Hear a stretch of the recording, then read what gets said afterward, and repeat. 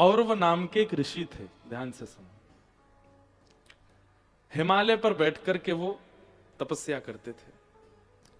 तो देवताओं का एक स्वभाव है कि जैसे ही कोई तपस्या करने जाता है, देवताओं को यह लगता है कहीं ये इतनी तपस्या ना कर ले कि हमारी पदवी मांग ले, हमारी पदवी छीन ले।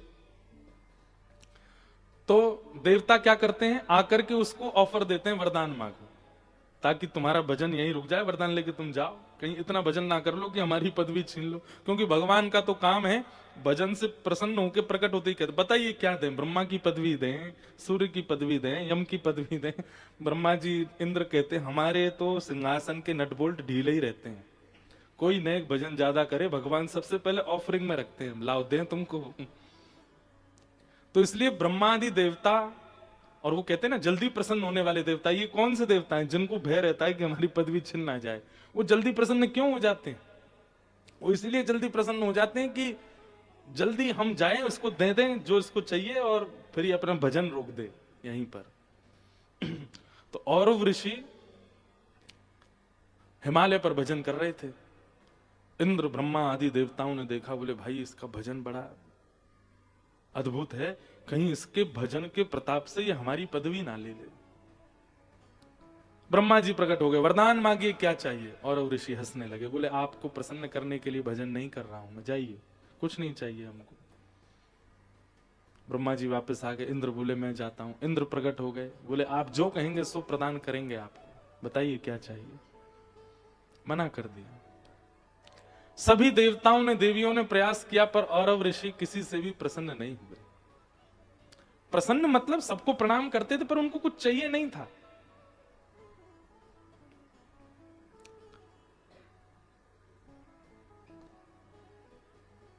सब दौड़े दौड़े महादेव के पास गए। महादेव तो बेचारे भोले बाबा, उनसे जाकर के कह दिया, बोले देखिए ये हमारी पदवी छीनने के लिए भजन कर रहा है, हम लोग तो जाके इसको खूब कह चुके वरदान मांगो, पर ये कुछ नहीं मांग रहा है, आप ही इस पर कुछ अनुग्रह कृपा करो। अब भोले बाबा तो इतने भोरे, इतने सारे देवताओं को दुखी देख करके भोलेनाथ तो बोले अरे राम राम राम, बेचारे कितने कष्ट में आ गए हैं, इन सबकी पदवी अगर हमारी किसी क्रिया से बची रहे तो हम क्यों ना करें। महादेव जैसे गए औरव ऋषि के यहां, उसी समय औरव ऋषि अपने इष्ट की आराधना के लिए कुछ पुष्प आदि लेने के लिए हिमालय से थोड़े नीचे उतर के पहाड़ी क्षेत्रों में गए।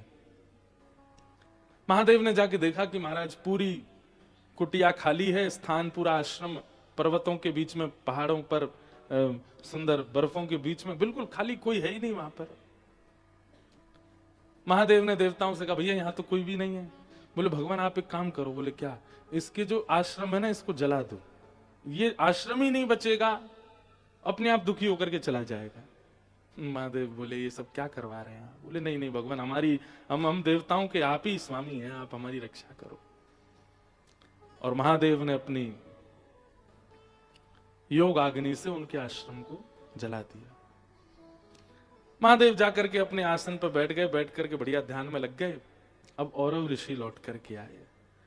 जैसे ही उन्होंने आकर के देखा कि पूरा आश्रम संदग्ध, जल गया। मैंने क्या बिगाड़ा था किसी का, कभी देवताओं से कुछ मांगा नहीं, कभी किसी प्रकार की याचना की नहीं, कभी किसी देवता को परेशान किया नहीं, मेरा आश्रम क्यों जला दिया। कमंडल से जल लिया और तुरंत श्राप दे दिया, जिसने भी मेरा आश्रम जलाया है, जिस प्रकार मेरा आश्रम जल रहा है उसी प्रकार उसके तन में भी यही अग्नि धधकनी प्रारंभ हो जाए। दिखेगी नहीं पर पीड़ा पूरी वही देगी। ये श्राप जैसे दिया। महादेव बैठे थे भजन में बैठे बैठे महादेव को प्रश्वेत के बिंदु उत्पन्न होने लगे। महादेव को कोई पीड़ा नहीं दे सकता, पर एक ऋषि के मुख से निकले हुए वचनों को अनर्थ नहीं करना चाहते हैं महादेव। महादेव को किसी की कोई बात कभी नहीं कुछ पीड़ा दे सकती, उनको कोई पीड़ा नहीं दे सकता, वो पर ब्रह्म है। परंतु क्योंकि ऋषि बोल रहा है, अगर ये इनकी कही गई बात लागू नहीं हुई तो ऋषि मुख से निकली हुई बातें सर्वथा व्यर्थ मानी जाएंगी। बोले बोलते रहे थे ऋषि, महादेव को तो कुछ हुआ नहीं, लोग बाग ऐसी बात बनाएंगे। तो केवल एक ऋषि की वाणी को सत्य करने के लिए महादेव एक पीड़ा का नाट्य करने लगे और पार्वती जी के पास गए, मेरा पूरा शरीर जल रहा है। पार्वती जी ने खूब गंगा जल डाला, खूब सुंदर सुंदर नदियों के जलों से स्नान कराया, खूब लेप लगाया, लेकिन कोई भी महादेव को शांत नहीं कर पाया। देवता तो सब छुप गए, अपना काम बनता, कोई भी नहीं आया देखने के लिए कि महादेव की पीड़ा है। तब साक्षात शंख चक्र गदा पद्मधारी श्रीमन नारायण पधारे और आकर के जब महादेव की उस पीड़ा का दर्शन किया, नेत्र सजल हो गए ठाकुर जी के। और ठाकुर जी ने कहा, पार्वती जी, तीनों लोकों में चाहे देवता हो, चाहे मानव हो, चाहे राक्षस हो, चाहे बंचर हो, चाहे जलचर हो, हर किसी, तीनों लोकों में प्रकट होने वाले हर किसी व्यक्ति की एक ही वैद्य है और वो है गौ माता। आपने गैया का आह्वान किया? नहीं, अभी तक तो नहीं। बोले अब गैया को बुलाओ। तब गायों का स्मरण किया गया। 77 गैया प्रकट हुई और प्रकट होकर के भगवान ने आज्ञा की, महादेव एक शिला पर बैठ गए और 77 गैया चारों ओर ऊंची शिलाओं पर खड़ी हो गई। उनके थन से जब दुग्ध प्रकट हुआ, तुरंत महादेव के मुखमंडल पर मुस्कान आ गई, प्रसन्न हो गए, नेत्र आंखों में सजल हो गए। ठाकुर जी के इस मंगल प्रयास को देख करके महादेव की वह पीड़ा शांत होने लगी। जैसे ही वो पीड़ा शांत हुई महादेव की, दौड़ करके गए, नारायण भगवान को हृदय से लगाया और कहा, मेरे अति प्रिय प्रभु के द्वारा दिया गया ये उपचार, ये केवल उपचार नहीं है, ये मेरे लिए सबसे बड़ा उपहार है आपकी ओर से। जब तक पृथ्वी है तब तक हम ये नियम बना देंगे कि सब हम पर दुग्धाभिषेक करें, क्योंकि जब वैष्णव दुग्धाभिषेक करता है तो प्रभु श्री महादेव को नारायण का स्मरण होता है और ये पूरी घटनाक्रम उनको याद आने लगती है। इसलिए चाहे रुद्राष्टाध्यायी का अभिषेक किया जाता हो, चाहे किसी भी प्रकार का भाव 16 मंत्रों से अभिषेक किया जाता हो, हम एक बूंदी से ही दूध डालते हैं पानी में और नेक दूध डाल दो फिर करो अभिषेक। क्यों? दुग्ध का स्पर्श होते ही महादेव प्रसन्न हो जाते हैं और उनको वो याद आने लगता है कि ठाकुर जी ने मेरी एक बार पीड़ा को दूर करने के लिए कैसे गैयाओं को प्रकट किया। तब से महादेव पर दुग्धाभिषेक, पंचामृत अभिषेक, ये सब क्रिया होती है। बंधुओं, एक बात हम कहें, आप यदि वृंदावन के उपासी हो, यदि आप श्री राधा कृष्ण उपासी हो, आज महाशिवरात्रि का पावन पर्व, राधा कृपा कटाक्ष, कृष्ण गोपाल सहस्रनाम आदि आदि इन सब भावों को उच्च स्वर में महादेव को सुनाइएगा, गीत गोविंद सुनाइएगा। आज तक तो आपने ठाकुर जी को सुनाए होंगे, आज महादेव को सुनाइएगा। और अपने गुरु मंत्र हो, चाहे राधा नाम हो, उसकी खूब मंगल ध्वनि के साथ महादेव के सामने नृत्य कीजिएगा। आप कल से अपनी भक्ति में किंचित बढ़ोतरी पाएंगे, महादेव भक्ति प्रदान करेंगे। ऐसे महादेव का पावन दिवस, और हम आज नंदोत्सव रूपी रस से ही उनका अभिषेक कर रहे हैं। वैसे तो हर दिन अभिषेक करते हैं भागवत से, पर आज विशेष महाशिवरात्रि पर लाला के जन्मोत्सव रूपी रस से आइए। जैसे पंचामृत बना करके उसमें केसर पधरा दी जाए तो पंचामृत केसरी केसरी पीला पीला रंग हो जाता है, ऐसी कथा रूपी पंचामृत पर देखो कितनी सारी केसर पधरा दी है। जितने पीले पीले पहन के बैठे हो, आप सब केसर के रूप में हैं और महादेव को सुख देने के लिए आइए आज के मंगल भाव में प्रवेश करते हैं। बोलो वृंदावन बिहारी लाल की जय। कल हमने भीष्म पितामह की स्तुति का श्रवण किया और कल लगभग 7 वर्ष बाद अपने कथा क्रम में हमने पूरी भीष्म स्तुति गाई। और वो भी हम गा तो ये सोच रहे थे कि बस अब बस इतना ही गाएंगे, पर पूरी गाते ही चले गए। भीष्म पितामह ने अद्भुत भगवान की स्तुति गाई, ठाकुर जी के नेत्र सजल हो गए। केवल प्रेमाश्रु भक्तों के नेत्रों में प्रकट नहीं होते हैं, ठाकुर जी के नेत्रों में भी प्रकट होते हैं। भगवान ने भीष्म पितामह का संस्कार आदि करवाया, ठाकुर जी द्वारिका को प्रस्थान कर गए। यहां उत्तरा के बालक ने जन्म लिया, जिसकी भगवान ने गर्भ में जाके रक्षा की, जिसका नाम पड़ा परीक्षित। ब्राह्मणों ने बड़े बड़े गुण बताए परीक्षित के आकर के। युधिष्ठिर जी महाराज ने कहा, महाराज क्या इस बालक में केवल गुण है, कोई अवगुण नहीं है?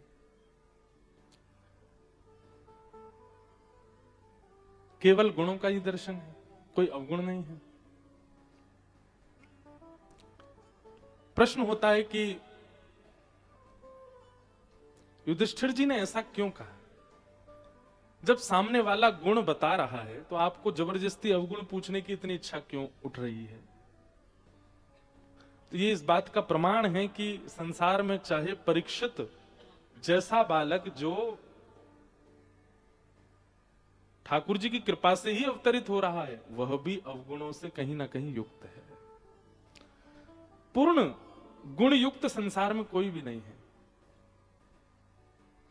हम भले ही व्यास बन गए, कथा करते हैं, पर कुछ कुछ अवगुण हमारे चित्त में भी है। हां, पर एक चीज कहेंगे कि कथा करते करते करते करते करते कई अवगुणों पर काम हुआ और वे धीरे धीरे धीरे धीरे समाप्त हुए। जो 10 वर्ष पूर्व का मेरा स्वभाव या विचार था वो अब नहीं है। कई चीजों में परिवर्तन सत्संग के माध्यम से मेरे भी हो रहा है, पर हां, परिपूर्ण रूप से तो अभी तक हम भी कोई बहुत शुद्ध हो गए ऐसा नहीं है। एक अपूर्णता सबके अंदर रही। मैंने शायद पहले दिन कथा में कहा था कि पृथ्वी का जो गुरुत्वाकर्षण है, वो गुरुत्वाकर्षण हमको खींच करके रखता है, क्योंकि कहीं ना कहीं उस गुरुत्वाकर्षण में अवगुण का एक तत्व है और वही अवगुण हमारे अंदर है, इसीलिए हम खींच रहे हैं। जिस दिन वो अवगुण तत्व हमारे भीतर से पूर्ण रूप में नष्ट हो गया, हम उड़ने लग जाएंगे आकाश में। गुरुत्वाकर्षण हमको रोक नहीं पाएगा। आप चल रहे हो, आप पृथ्वी पर पड़े हो, खड़े हो, इसका मतलब आप में दोष है।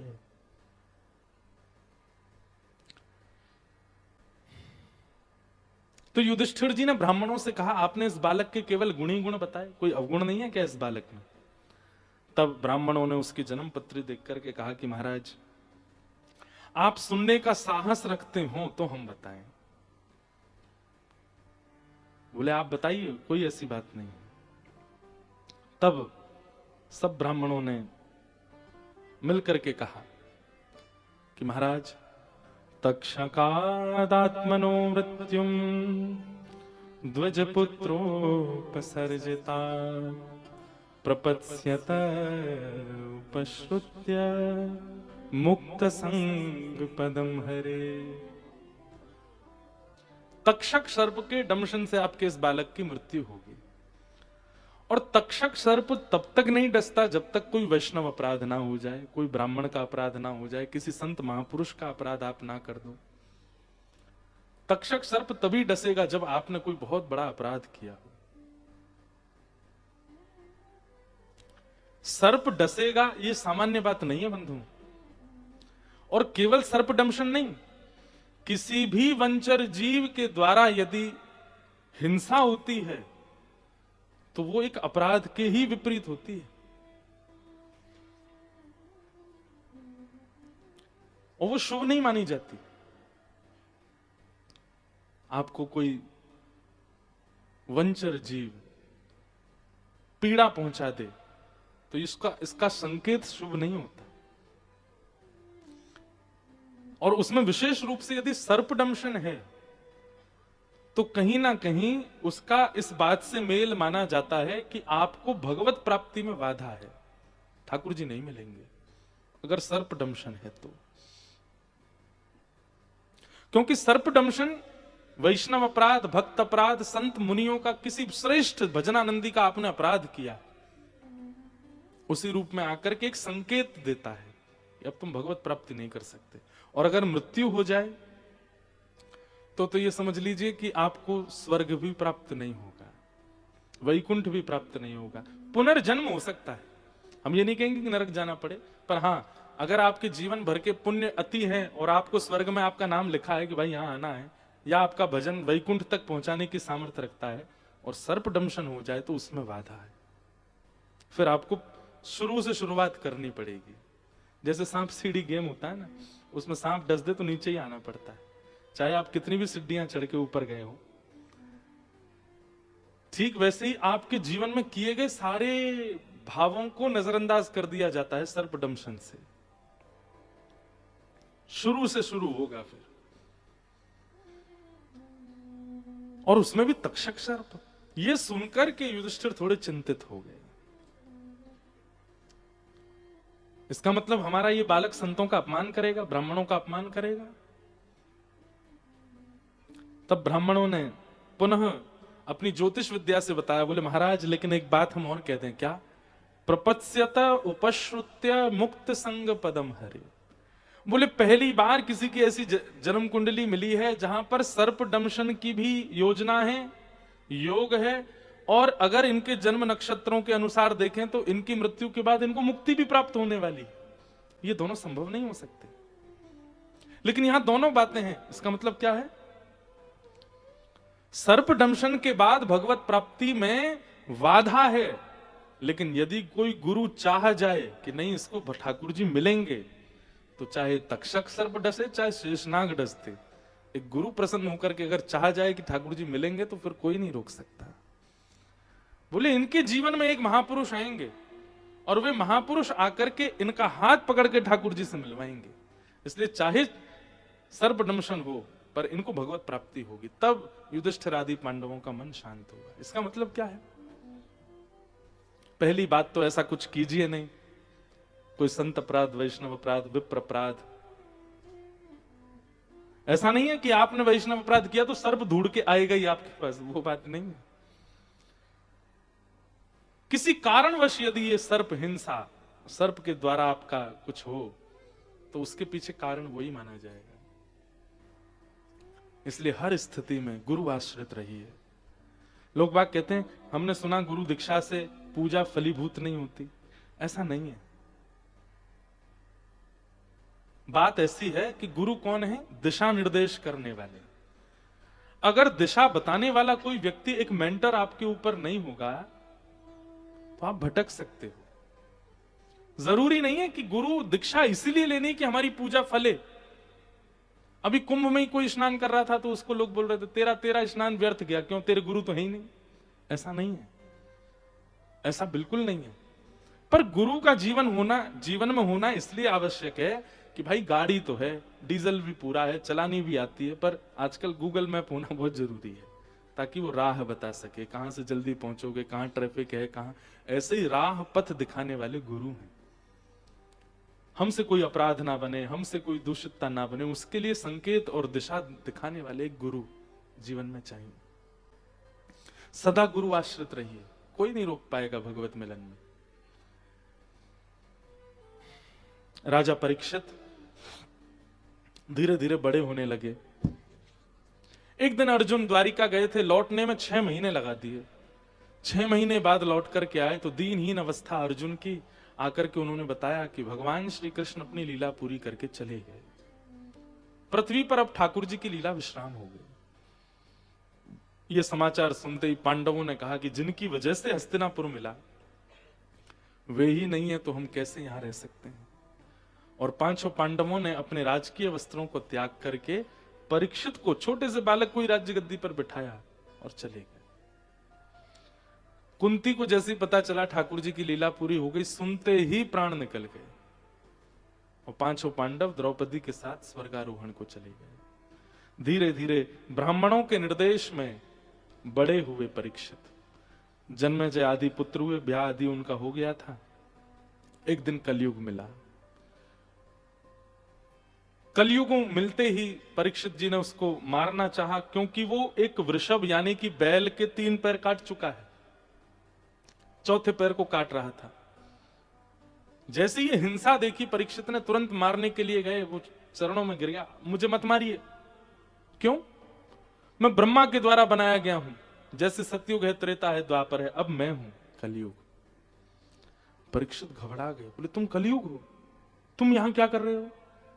बोले भगवान जिस दिन लीला पूरी करके गए उस दिन मेरा प्रारंभ हो गया। मैं कथा थोड़ी जल्दी कह रहा हूं क्योंकि कृष्ण जन्म तक जाना है हमें, लेकिन आप लोग ध्यान से सुनिएगा, विषय सारे पूरे होंगे।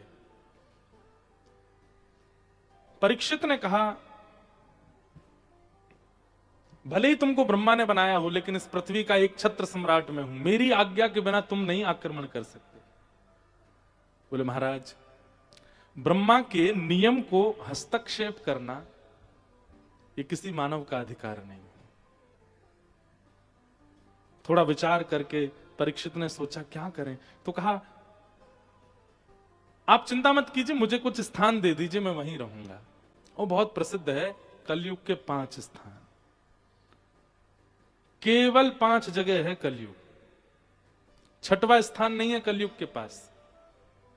द्यूतम पानम स्त्रियः सूना यत्रा धर्मश्चतुर्विध पुनश्च याचमानाय जात रूप मदात प्रभो। ये 5 स्थान। सबसे पहला जुआ।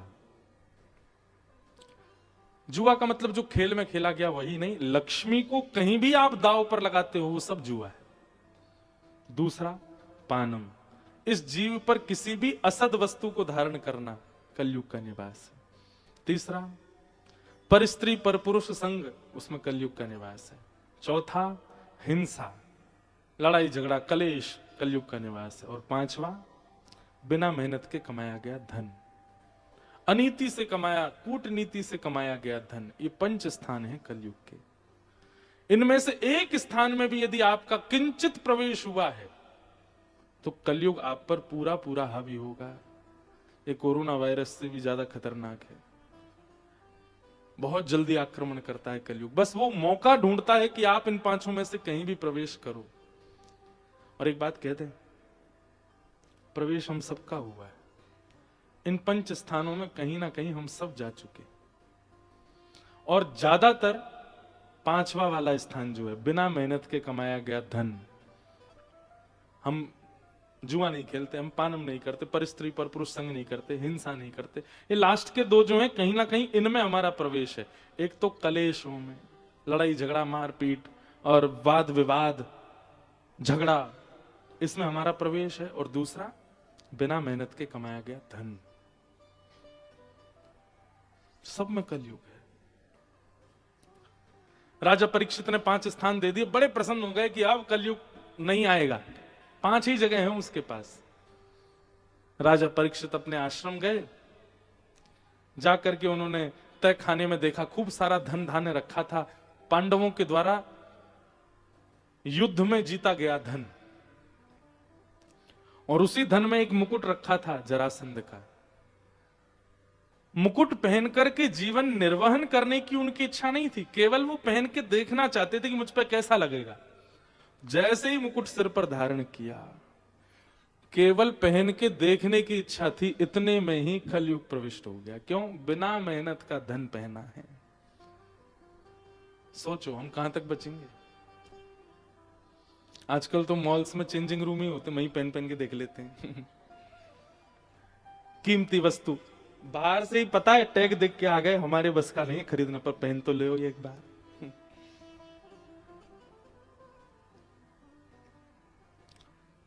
मुफ्त की वस्तुओं के सेवन पर जहां आपका श्रम नहीं है, कहीं ना कहीं वहां कलयुग का निवास है। हमारे पूज्य नाना जी कहते, लाला तू कथा करेगो तो घर में सब बुलाए करेंगे। अब तो हमने जाना बंद कर दिया, कहीं नहीं जाते हम, बहुत कम। पर इसलिए भी नहीं जाते, समय ही नहीं। पर नाना जी कहते, लाला तू घरन में जाएगो, लोग तो को बुलाएंगे, जलपान कराएंगे, भोजन पवाएंगे। एक काम करे करियो। मैंने की कहा, बोले जलपान आदि कछु भी करे, वाक्य बाद कम से कम 5-10 मिनट प्रवचन जरूर करियो। मैंने की क्यों?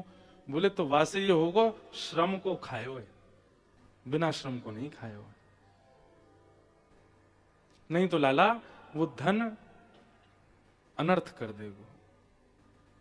और धन का एक स्वभाव है बंधु, वो बुद्धि भ्रष्ट करता है। वो बुद्धि में जाकर के एक विचित्र स्वभाव प्रकट कर देता है।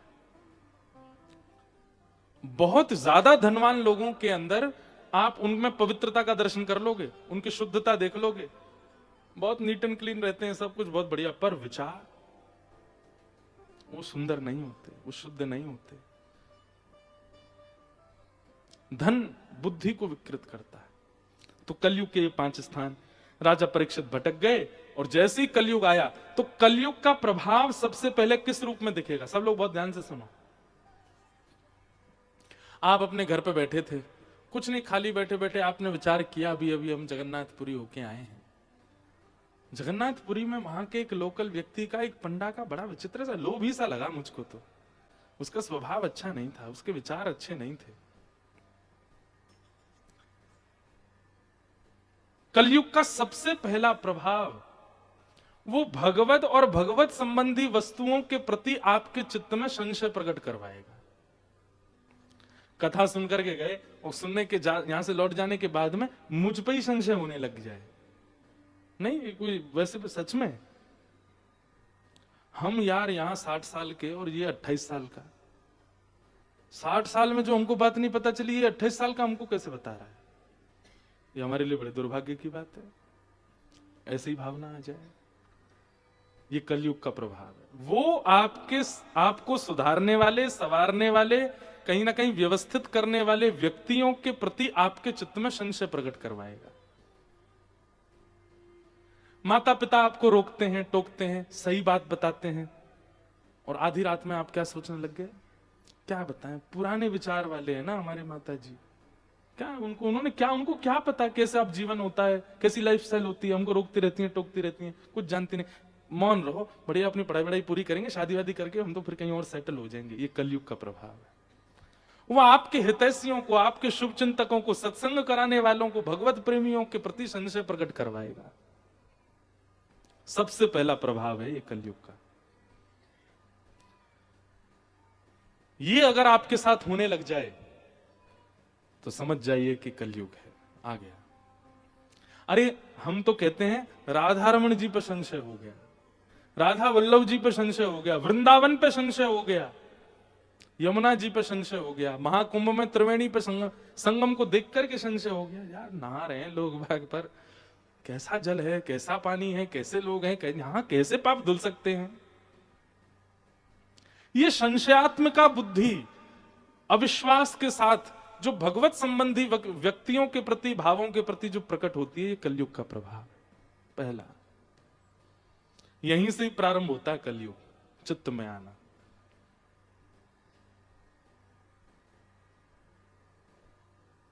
और वही हुआ राजा परीक्षित के साथ।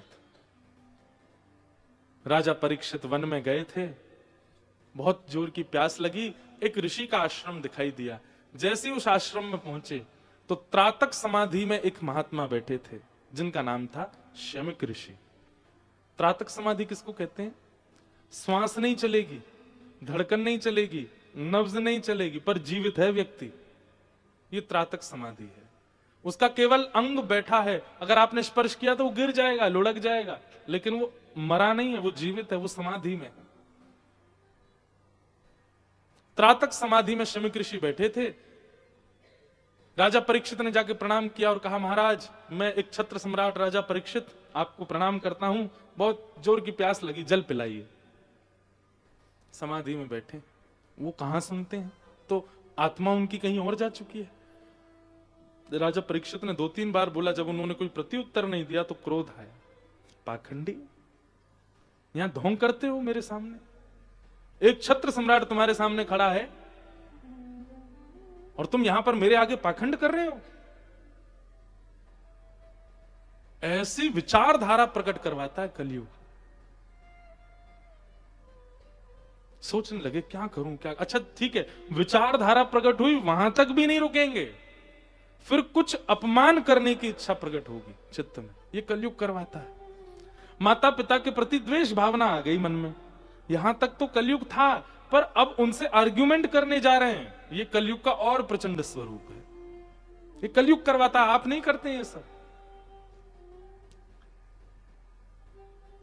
राजा परीक्षित ढूंढने लगे, क्या करूं क्या करूं। तभी एक मरा हुआ सर्प पड़ा था, बाण से उठा करके उनके गले में डाल दिया और चले गए वहां से। अपमान कर दिया बेवजह का, कोई इसका औचित्य नहीं था। कुछ बालकों ने यह दृश्य पूरा देखा और शमिक ऋषि के पुत्र श्रृंगी, जो कि नदी में स्नान कर रहे थे, उनको जाके बता दिया, तुम्हारे पिता के साथ आज ऐसा ऐसा किया राजा परीक्षित ने। जल मांग रहे थे, समाधि में बैठे, उन्होंने नहीं दिया तो मरा हुआ सर्प डाल दिया। श्रृंगी को पहले तो रोना आया और फिर बाद में क्रोध आया। हाथ में जल ले लिया और जल लेकर के उसी समय श्राप दे दिया। जिसने भी ये कृत्य किया है मैं उसको श्राप देता हूं, आज के ठीक 7वें दिन तक्षक सर्प डस देगा, उसकी मृत्यु हो जाएगी। दौड़ करके गए, अपने पिता को जाकर के देखा, मरा हुआ सर्प निकाल के फेंक दिया। थोड़ी देर बाद जब त्रातक समाधि पूरी हुई, रोने लगे। अपने पुत्र को देख करके बोले, क्यों रो रहे हो, क्या बात है? पूरी बात घटना बताई। बोले, पिताजी आपका ऐसे अपमान करके गया राजा परीक्षित, पर वो बचेगा नहीं, मैंने उसको शाप दिया है, 7 दिन में उसको तक्षक सर्प डस देगा। पिता ने पुत्र को डांटा, ये अच्छा नहीं किया तुमने। रोगी की चिकित्सा की जाती है, उसको मारा नहीं जाता। तुमने तो उसको नाश ही कर दिया उसका, ये अच्छा नहीं किया। अपने गौरमुख नाम के शिष्य को कहा, जाकर के राजा परीक्षित को बता दो 7 दिन शेष बचे हैं। यहां राजा परीक्षित ने मुकुट धर्म, अब धीरे धीरे कलयुग का प्रभाव, कलयुग का यही काम है, वो पहले आपसे गलत करवाएगा और गलत जब आप सब करा दोगे, सब नाश आपका हो जाएगा, फिर आप क्या सोचोगे, अरे राम राम, ये मैंने क्या किया, ये मुझसे बहुत बड़ी गलती हो गई, गड़बड़ी हो गई। अब आप आत्मग्लानि में जी रहे हो, गिल्ट होगा आपको अंदर से, गिल्ट फीलिंग आती है ना कुछ भी करने के बाद। ये कलयुग ही है, वो थोड़ी देर के लिए आपके अंदर आवेश के रूप में आता है और सब आपका नाश सर्वनाश करवा करके और फिर भाग जाता है, फिर हंसता है, खिलखिलाता है जब आप परेशान होते हैं। बोले हाँ अब आएगा आनंद, अब फंसेगा ये। राजा परीक्षित को बहुत आत्मग्लानि हुई, मैंने क्या कर दिया, एक ऋषि के गले में मरा हुआ सर्प डाल दिया। तभी गौरमुख शिष्य आए और राजा परीक्षित को आके कहा, आपने जो आज कृत्य किया महाराज, उसके वजह से 7 दिन में मरने का आपको श्राप लगा, अपनी मुक्ति का उपाय खोज लीजिए। राजा परीक्षित उदास नहीं हुए, अपने पुत्र को राज्य गद्दी पर बिठाया, निकल गए गंगा के किनारे। अनेक ऋषियों से पूछा, मेरी भगवत प्राप्ति कैसे हो, मुझे मुक्ति कैसे मिलेगी, पर कोई भी नहीं बता पाया। सबने अनेक अनेक उपाय बताए, पर कोई भी प्रमाण से नहीं कह पाया इससे मुक्ति मिलेगी। तभी वहां सुखदेव जी का आगमन हुआ। बोलो सुखदेव जी महाराज की। कि तत्रा भवद भगवान व्यास पुत्रो यदिच्छया कामटमानो नपेक्षः अलक्षलिंगो निजलावतुष्टो व्रतस्य वालैरवधूत भेष। श्री सुखदेव जी महाराज आए। बंधुओं, सुखदेव जी, हमारे कई जगह ऐसा वर्णन किया गया कि सुखदेव जी कौन है, बोले ठाकुर जी ही सुखदेव के रूप में आए कथा सुनाने के लिए। इस भगवती भागवत को कोई और नहीं सुना सकता, स्वयं ठाकुर जी ही श्रवण कराने के लिए आए हैं। सुखदेव जी महाराज आए, आकर के आसन पर बैठे। राजा परीक्षित ने चरणों में प्रणाम करते हुए कहा, मेरी मुक्ति का उपाय बताइए। सुखदेव जी हंसने लगे और हंस करके बोले, मुक्ति की कामना, मुक्ति की इच्छा या मुक्ति की चिंता उनको होनी चाहिए जिनको संशय है अपने ऊपर। आपको क्यों है संशय? आप तो वो बालक हो जिसने जन्म बाद में लिया, भगवान का दर्शन गर्भ में पहले। ठाकुर जी ने तुम्हारी मां के गर्भ में आके तुमको दर्शन दिया। तुमको तो याद नहीं होगा, पर सुना तो तुमने होगा ना। तुम्हारी मां उत्तरा के ऊपर ब्रह्मास्त्र छोड़ा गया, ठाकुर जी ने गर्भ में आके रक्षा की। सोचो, अगर तुम इंपॉर्टेंट नहीं होते उस समय ब्रह्मास्त्र तुमको मार देता, पर तुमसे कोई आशा थी ठाकुर जी को, इसलिए ठाकुर जी ने गर्भ में आके तुम्हारी रक्षा की। हमारे पूज्य पिताजी महाराज के गुरुदेव भगवान एक बहुत अच्छी बात कहते हैं, आपको समझ आए तो सुनिए। बोले ठाकुर जी उस गर्भ में प्रवेश कर गए जिस गर्भ में ना जाना पड़े, इसी का सारा उपदेश देते हैं सारे शास्त्र। चाहे भागवत जी हो, चाहे राम कथा हो, चाहे मानस जी हो, चाहे शिव पुराण हो, चाहे अग्नि पुराण हो, हर जगह एक ही बात ज्यादातर बताई जाती, ऐसे कर्म करो पुनर्जन्म ना लेना पड़े, ये तुम्हारा अंतिम जन्म हो। सब जगह यही उपदेश दिया जाता है। पुनर्जन्म मतलब पुनः मातृ गर्भ में ना आना पड़े। उस इतना ही दूषित है अगर मातृगर्भ, ठाकुर जी क्यों गए परीक्षित की रक्षा के लिए? श्रीमद् भागवत में कपिल देवभूति संवाद में नरक से भी ज्यादा भयावह बताया गया है मातृगर्भ को। नरक में भी इतनी पीड़ा नहीं होती जितनी मां के गर्भ में उस बालक को होती है। अभी विस्तार का मुझ पर समय नहीं तो मैं सुनाता कितनी पीड़ा होती है उस बालक को जब वो मातृगर्भ में होता है। उस गर्भ में ठाकुर जी प्रवेश कर गए, इसका मतलब क्या है? तुम सामान्य नहीं हो परीक्षित, ठाकुर जी को तुमसे कुछ आशा है, इसलिए ठाकुर जी गए। और जिससे ठाकुर जी आशा करते हैं उसको अपनी मुक्ति की चिंता है। मुक्ति की चिंता तो उनको होनी चाहिए जिनके जीवन में ना कभी भजन आया, ना कभी भगवत कथा आई, ना कभी वैष्णव आए, ना कभी संत आए, दूर दूर तक भगवत भावों से जो दूर है, चिंता तो उनको होनी चाहिए। तुम चिंता क्यों कर रहे हो? राजा परीक्षित बोले तो फिर 7 दिन में मेरी मृत्यु होगी, मुझे चिंता क्या करनी चाहिए फिर? बोले गर्भ में आकर के भगवान ने तुम्हारी रक्षा की, क्या तुमने उनको देखा था? बोले गर्भ के बालक को क्या याद रहता है, मुझे तो कुछ। बोले ये चिंता तुमको होनी चाहिए कि ठाकुर जी मेरे इतने समीप थे, मैं फिर भी उनको नहीं देख पाया। मेरे लिए गर्भ में आए थे, मैं फिर भी उनको नहीं देख पाया। जहां तीन चार चार युगों तक तपस्या करते हैं संत जन, तब भी भगवत दर्शन नहीं हो पाता उनको। तुम्हारी तो मातृगर्भ में आए थे ठाकुर जी, तुमको चिंता ये होनी चाहिए कि इतनी पास आकर के भी चले गए, मुझे दिखे नहीं, मुझे याद नहीं उनके नेत्र कैसे, उनके हाथ कैसे, उनकी मुस्कान कैसी। ये चिंता तुमको होनी चाहिए।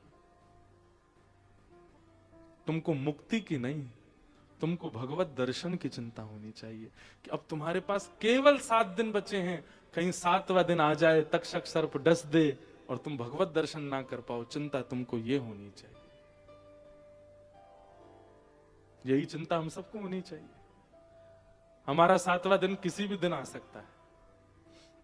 आज की हम कथा सुना रहे हैं, क्या कोई भरोसा कल का? कल की सुना पाएंगे? आप लोग चलो, हम पे तो आपको दया आ गई होगी, महाराज जी ऐसे मत बोलो, आप तो कल भी आओगे। तो चलो आप पे डाल देते हैं, आप सुन पाओगे कल की कथा? कोई गारंटेड हो?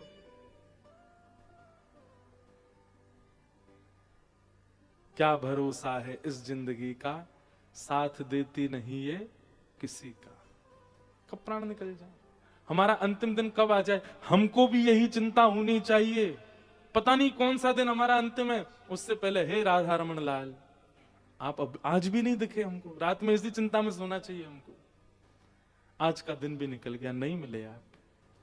कल फिर सुबह से प्रारंभ हो, अपना कर्म करें, अपनी जॉब करें, और बीच बीच में जब जब खाली बैठे तब तब प्रसन्न है, ठाकुर जी आज कृपा कर दीजिए ना, आज तो महाशिवरात्रि पावन दिन है, आज कुछ अनुग्रह कर दीजिए, आज तो अपना अनुभव करा दीजिए। फिर रात को नहीं देखे तो फिर चिंता हो, आज का दिन भी क्या, पता नहीं कितने दिन बचे हैं मेरे पास। पर हमको इसकी कोई चिंता नहीं होती, कोई परवाह नहीं।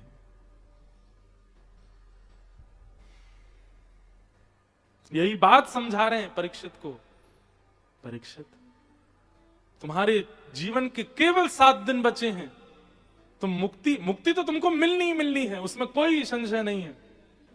ठाकुर जी जिसके पास से निकल जाते हैं उसको मुक्ति मिल जाती। तुम्हारे लिए तो स्पेशली गर्भ में आए थे। तुम मुक्ति की चिंता मत करो, वो तो तुम्हें मिली गई है। तुम तो भक्ति की चिंता करो, तुम तो दर्शन की चिंता करो। चिंता मुक्ति की क्यों कर रहे हो परीक्षित? मुक्ति तो मृत्यु के बाद मिलती है। चिंता करनी है तो ये करो कि पता नहीं कितनी श्वास बची हैं और इन श्वासों में भी हमें भगवत दर्शन नहीं हुए। राधा रमन जी को बचपन से देखते आए, अब भी यूं ही खड़े हैं। कब वह दिन आएगा कि कभी ठाकुर जी किसी अन्य रूप में दिखें, कभी चलते दिखें, कभी बैठते दिखें? ये चिंता क्यों नहीं हुई है मैं आज तक? ऐसा तो है नहीं कि ठाकुर जी करते नहीं, लीला की तो है, इतने चरित्र सुनते हैं भक्तों के, हम क्यों अभागे हैं इतने? ये चिंता क्यों नहीं होती? भागवत जी बंधुओं, इसी चिंतन का विषय, अगर ये चिंता आपके चित्त में नहीं है तो आप क्षमा करें, आप अन्य और भी कई पुराण हैं उनकी कथा सुन लिया कीजिए। कथा तो केवल इसी चिंता में सुननी चाहिए कि हमें ठाकुर जी मिले, बस सब मिल गया हमको, बस प्राण जाएं उससे पहले पहले एक बार सचल ठाकुर जी दिख जाए। परीक्षित ने हाथ जोड़े, चरणों में प्रणाम करके कहा, महाराज मुझे नहीं चाहिए मुक्ति, मुझे नहीं चाहिए भुक्ति, अब मुझे कोई चिंता नहीं, अब मेरी चिंता केवल एक है, मेरे जीवन के केवल 7 दिन बचे हैं, मुझे उन श्री कृष्ण का दर्शन कराइए जिन्होंने मेरे पूर्वज पांडवों के हाथ पकड़ के महाभारत का युद्ध पार करवा दिया।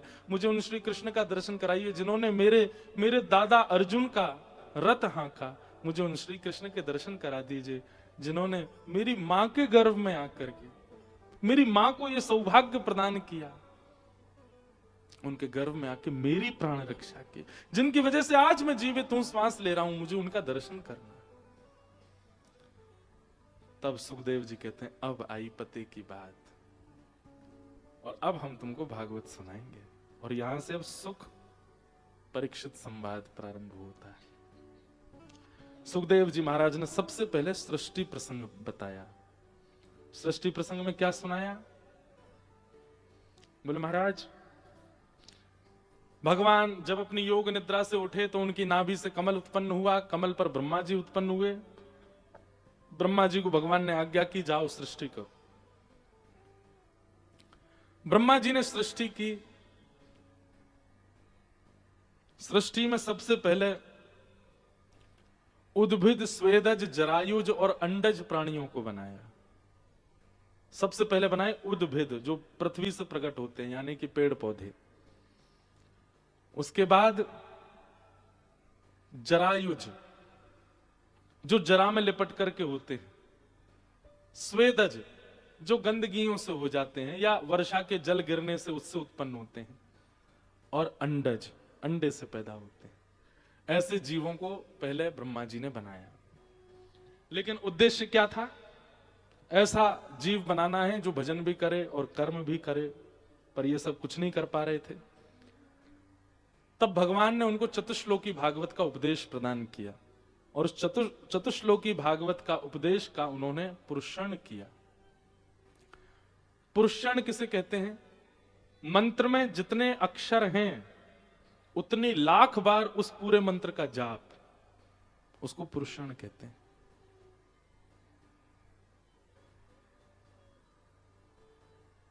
अगर आप अष्टाक्षर मंत्र करते हो, 8 अक्षर का कोई मंत्र करते हैं, तो 8 लाख उसके जाप लगातार, तब वो माना जाएगा पुरुषण। जितना बड़ा मंत्र, उसके अक्षर गिन लीजिए, उतने अक्षर लाख में उसका जाप होगा, तब पुरुषण होगा। चतुश्लोकी भागवत का पुरुषण किया ब्रह्मा जी ने, और तत्पश्चात जैसी कृति की तो प्रथम मानव को बनाया। सबसे पहले मानव के रूप में आए सनक, सनंदन, सनातन, सनत कुमार। चारों को जब प्रथम मानव के रूप में बनाया तो भगवान बोले, ये मानव नहीं है, ये मेरा ही रूप है, ये अवतार है। क्योंकि भागवत के पुरुषण से उत्पन्न कोई मानव नहीं हो सकता, वो भगवान ही है। तो इसलिए उनको प्रथम भगवान का अवतार बना दिया गया। फिर 10 मानस पुत्र हुए ब्रह्मा जी के, जिनमें एक दक्ष प्रजापति हैं, जिनमें नारद जी हैं, आदि आदि हैं। सबको बनाया। सबके निर्माण के बाद, अच्छा, अब दिक्कत क्या आ रही थी कि अब नारद जी, वो ब्रह्मा जी इनसे पूछें, हाँ भाई मैंने तुमको क्यों बनाया? ये कहें सब भजन करने के लिए बनाया। ब्रह्मा जी बोले, पहले जिनको बना रहा था वो केवल कर्म करने वाले थे, अब जो बनने हैं भजन करने वाले हैं। तब देखिए, शिव महापुराण की बातें कहीं कहीं अलग हैं। भागवत जी में ऐसा वर्णन है कि फिर ब्रह्मा जी को क्रोध आया, कब से सृष्टि करने बैठे हैं, बनने में नहीं आ रही है। तब ब्रह्मा जी ने क्रोध जैसे किया तो ललाट नीला पड़ गया, और तभी ललाट का भेदन करके महादेव प्रकट हुए। अब किसी ने मुझसे कहा, बोले महाराज जी महादेव तो परमात्मा है, ब्रह्मा जी से क्यों प्रकट होंगे वो? देखिए, हम सबके अंदर सारे देवता विद्यमान हैं। मेरे अंदर महादेव भी हैं, मेरे अंदर इंद्र भी हैं, मेरे अंदर ब्रह्मा भी हैं, मेरे अंदर सारे देवता हमारे भीतर ही विराजमान हैं। हमारी जो जो क्रियाएं हैं वो इन सब से ही पूर्ण होती हैं। ऐसा इसका अर्थ ना लगाया जाए कि ब्रह्मा जी से शंकर जी प्रकट हुए। शंकर जी उनमें एक स्वभाव के रूप में विराजमान है। हम सबके अंदर शंकर जी किस रूप में पता है आपको? अभिमान। हमारे भीतर 4 तत्व हैं, मन, बुद्धि, चित्त और अहंकार। तो ये अहंकार तत्व जो है ये महादेव का स्वरूप है। अहंकार तत्व महादेव कैसे हैं? और ये अहंकार कौन सा अहंकार? ये गंदा वाला अहंकार नहीं, गलत वाला अहंकार नहीं, सेल्फ कॉन्शियसनेस, वो भी एक अभिमान है, देहाभिमान है, महादेव का स्वरूप है। पर सीमित हो तो ही, अधिक मात्रा में हो तो फिर वो कुछ हो रही है। महादेव प्रकट हुए रुद्र अवतार में। अब इसके 2 अर्थ बताते हैं, या तो बड़े रुद्र बन के आए, या फिर ऐसे कहते हैं कि थोड़े रोने लगे, क्योंकि महादेव भजन में थे, उनको बुला दिया, विक्षेप डाल दिया। तो मां रुद्र मत रो, तो नाम ही पड़ गया रुद्र। क्यों बुलाया आपने मुझको, क्या बात है पिताजी? ब्रह्मा जी बोले सृष्टि करवाओ हमारे साथ। और शंकर जी बोले हमारे बस की बात तो है नहीं, बस में तो सब कुछ है, पर जिसका मन ही भजन में लगा हो वो कोई और काम कैसे कर सकता है? फिर भी ब्रह्मा जी बोले नहीं, जाओ सृष्टि करो। पिता की आज्ञा नहीं मानेंगे तो फिर कुपात्र बालक माने जाएंगे, तो ठीक है लाइए करते हैं। क्या करना है? डायग्राम बता दिया, ऐसे ऐसे मानव बनाने जाओ।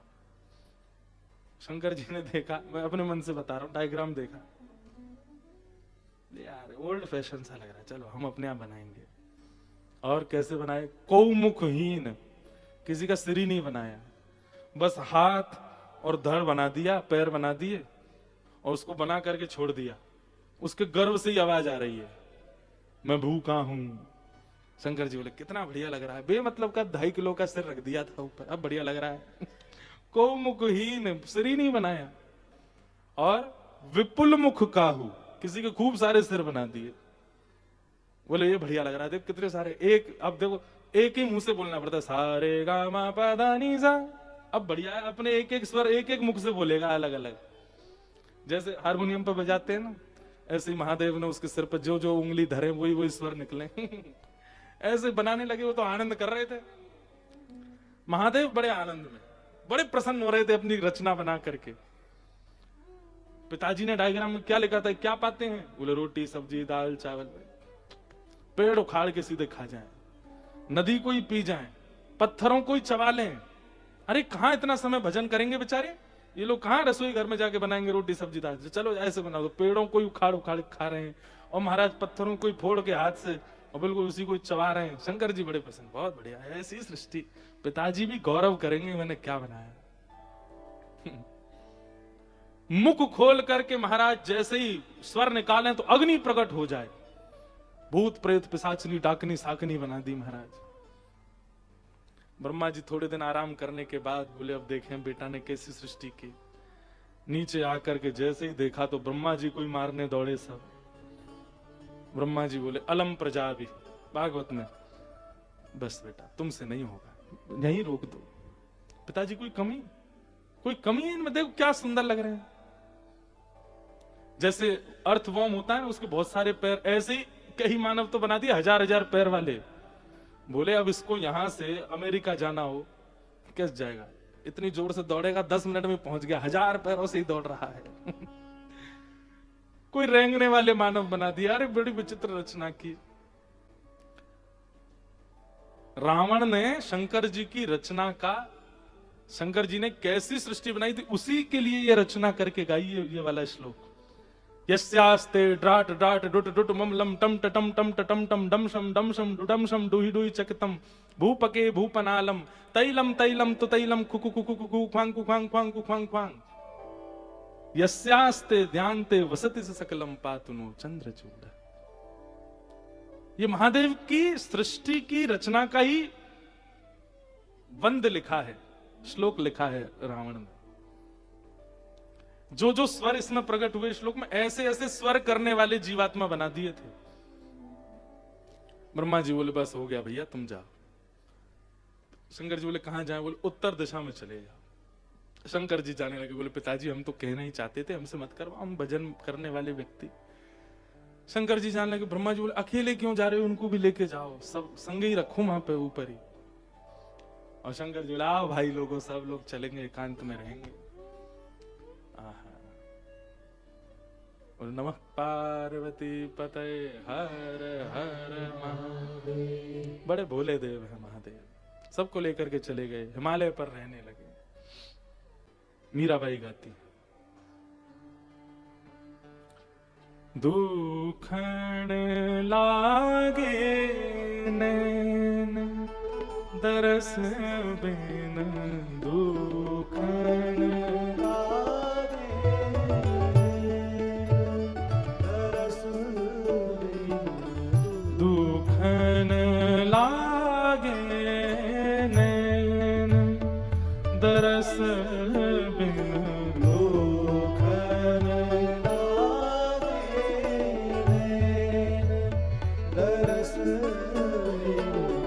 दुखन लागे दरस बिन। सब लोग गाओ।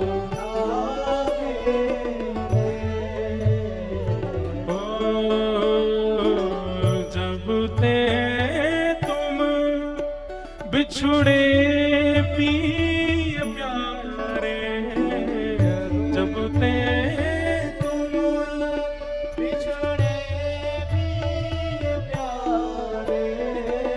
जब ते तुम बिछुड़े पिय प्यारे, जब ते तुम बिछुड़े पिय प्यारे, कबहू न पायो चैन दरस बिन, दुखन लागे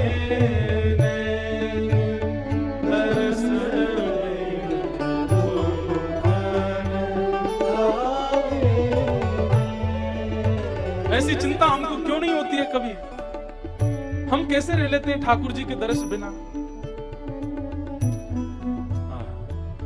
सबद सुनत मेरी छतिया कांपे, सबद सुनत मेरी छतिया कांपे। हमारे कुछ नाना जी एक गोपी की स्थिति बताते थे।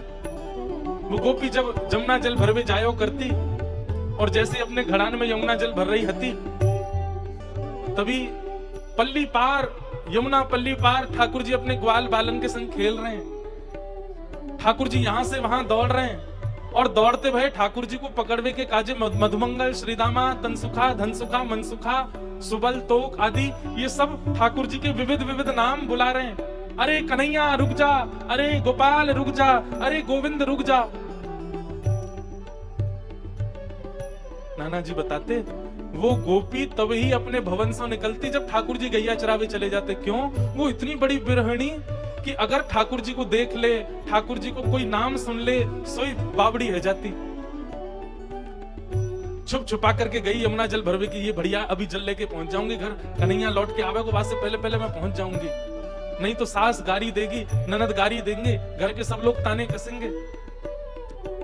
आज बड़ी अपने आप को सुरक्षित मान करके गई है यमुना जल भरवे के काजे, और जैसे यमुना जल भरन लगी वहां पल्ली पार से भगवान के सखान के मुख से हरि नाम जैसे ही प्रकट भयो, कन्हैया रुक जा, गोपाल रुक जा, गोविंद रुक जा, अरे हमारे पकड़ में आ जा। वो कन्हैया, गोपाल, गोविंद, कृष्ण नाम जैसे ही सुना वहीं मूर्छित हो गए।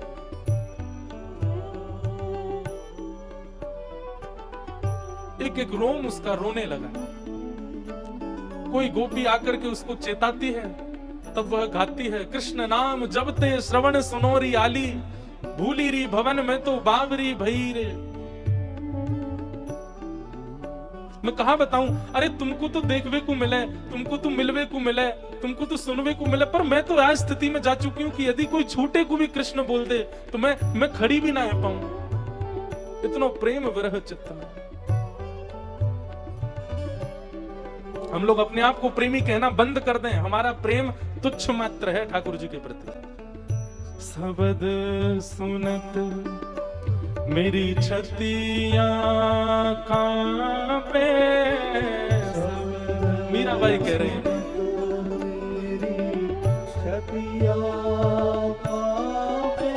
मानो किसी ने आकर के कहा अगर ठाकुर जी का नाम सुनने से छतिया कांपती है, काय को सुनती हो? कान बंद करके चली जाया करो कथा कीर्तनों से। तब मीराबाई कह रही है, मीठे लागे बैन ओ मीठे लागे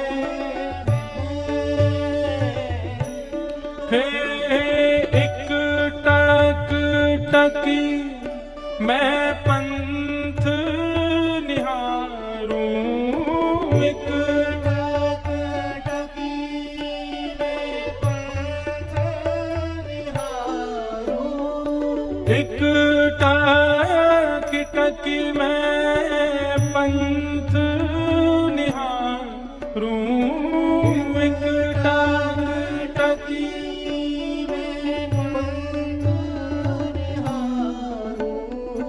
भई क्षमासी रैन दरस बिन दुखण लागे नयन दरस बिन दुखण लागे हो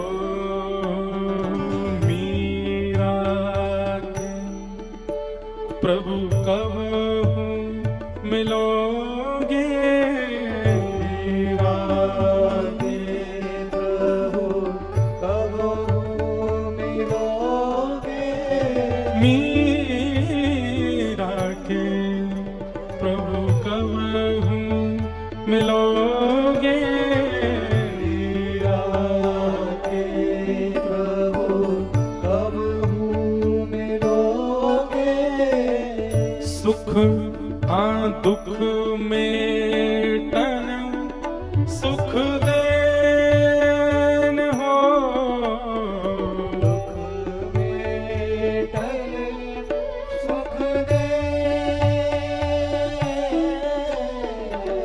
दुख मेटन सुख देन।